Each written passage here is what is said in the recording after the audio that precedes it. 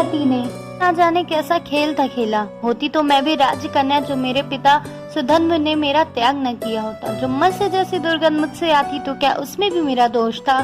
पिता की तरह पालन पोषण किया मेरा मत्स्यराज ने, क्या उनका प्रेम भी किसी से कम था? हुई जो इस दोष से मुक्त तो फिर वेद व्यास का जन्म हुआ। पाकर उनको पुत्र मुंह में, मानो जैसा मेरा जीवन सफल हुआ। कुछ समय बाद जो मिली मैं महाराज शंतनु से, तो प्रेम का भाव उत्पन्न हो आया। देखते ही उनको मानो जैसे मेरे सारे दुखों का नाश था हुआ आया समय जो विवाह का मेरे, तो फिर गंगा पुत्र देवव्रत से मुलाकात हुआ। जागा मन में ऐसा भय जिसका ना कोई निवारण हुआ। उस समय मानो जैसे मेरे ऊपर दुखों का पहाड़ था टूट आया। थी जो लालसा अपने पुत्र को सिंहासन पर बैठाने की, उसी की वजह से मैंने देवव्रत को ऐसा वचन था दिलवाया कि ना परिवार ना सिंहासन का मोह करोगे, आजीवन ब्रह्मचारी का जीवन व्यतीत करोगे। सुन के ऐसा बलिदान तो फिर महाराज शंतनु ने इच्छा मृत्यु का वरदान दिया। उसी दिन से देवव्रत को था भीष्म का नाम मिला। शायद मेरी लालसा ने ही महाभारत का वो पहला नींव था रखा।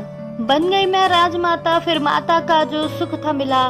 पर इसी में मैंने महाराज को खोकर बड़े ही कठिनाइयों से राजकथा पालन पोषण किया।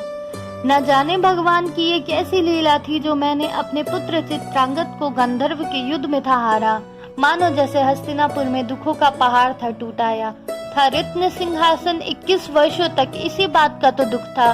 जब वक्त आया तो विचित्र वीर को था राज्य संभालना। हुई विवाह की तैयारी चारों ओर, जब काशी नरेश की पुत्री को भीष्म था जीत लाया।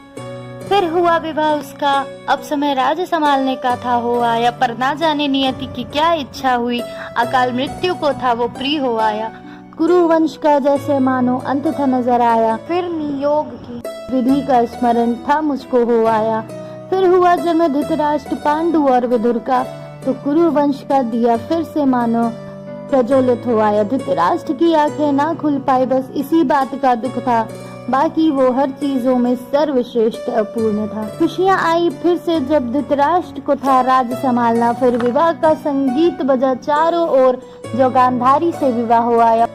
पर ना बन पाया राजा वो, ऐसा कुछ विधि का विधान हो आया। फिर बना पांडु राजा, जो उसका विवाह कुंती से हो आया। दूजा विवाह था करना पड़ा पांडु को, ऐसी कुछ परिस्थिति थी हो आई। फिर पांडु गए जो आखेट पे, तो वहां से था श्राप मिला। अपनी गलती का प्रायश्चित करने वो वन को था प्रस्थान करा। वहां युधिष्ठिर और यहाँ 100 कौरवों का जन्म हुआ था। अधर्मी धृतराष्ट्र का पहला पुत्र, ऐसा कुछ संकेत हुआ। किंतु पुत्र मुंह में आकर मानो धृतराष्ट्र फिर से अंधा हो चला। अपनी बहन का बदला लेने के लिए शकुनी ने भी खूब कान था भरा। राज में था अधर्म फैलने लगा, जो धृतराष्ट्र ने अपनी प्रजा के ऊपर किए गए जुल्मों को था अनदेखा कर सब पुत्र मोह का नतीजा था। जो ऐसा मेरा अपमान किया, मत्स्य कन्या कभी राजमाता बनेगी तो राज्य क्या संभालेगी, ऐसा कुछ मुझे था धृतराष्ट्र से सुनने को आया। हुआ गलती का एहसास उस दिन की, क्यों मैंने भीष्म को ऐसा वचन था दिलाया। फिर गलती को सुधारने का किया प्रयत्न, जो पांडु को वापस लाने गई, तो ना जाने क्यों नियति ने उसको था मुझसे दूर किया। होकर अपने पुत्र और कुल वधु को, मानो जैसे मुझे अभी श्राप मिला। अपने कुल का ऐसा हाल देख के मानो जैसे मेरे समस्त जीवन का नाश हुआ। समस्त जीवन अपने ज्येष्ठ पुत्र के आश्रम में बिताऊंगी और अपने पापों का प्रायश्चित करूंगी, ऐसा निर्णय था।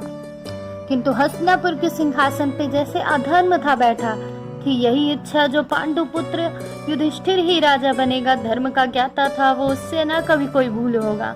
पर ना जाने उस द्यूत सभा में कैसे अपना धर्म था त्यागा। इतना बड़ा धर्म देखकर सब थे मौन रह गए उस दिन, मानो जैसी मेरी आत्मा ने था उस समय मेरा शरीर छोड़ा। हुआ जो महाभारत युद्ध का ऐलान, तो ना जीना चाहा मैंने। अपने को मारेंगे ऐसा कभी नहीं सोचा था मैंने।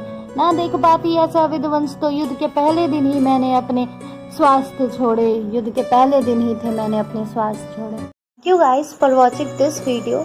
आई होप कि ये वीडियो आप लोगों को अच्छी लगी होगी। मैंने कुछ नया ट्राई किया है, क्योंकि आजकल की जनरेशन कहीं ना कहीं अपने इतिहास, अपनी परंपराओं को भूलती जा रही है। वो दूसरे कल्चर को अपना रही है, अपने को भूल के। जो कि वक्त के साथ बदलना ठीक है, समझ में आता है, पर अपना इतिहास भूलना ये तो गलत बात है ना।